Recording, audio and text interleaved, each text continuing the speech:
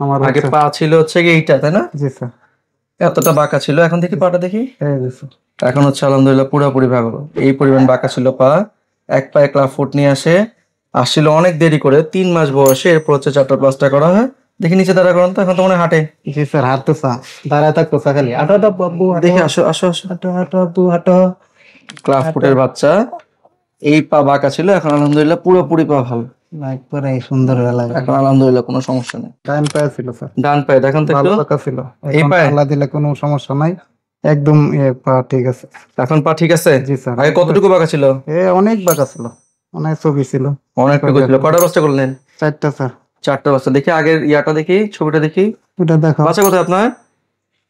নরসিংদী। আপনার বাচ্চা? জি। ঠিক আছে। কে দেখে বুঝে যে পাকা ছিল এতটুকু না পা? না না, সবাই খুব ভালো হয়ে গেছে ইনশাআল্লাহ। সবাই ভালো হয়ে গেছে বলে? জি। আগে মনে করছিলেন এতটা ভালো হবে? না স্যার, আল্লাহর রহমতে হুম, অনেক হেফাজত করছে। নেন কোলে নেন। আলহামদুলিল্লাহ পা পুরোপুরি ভালো।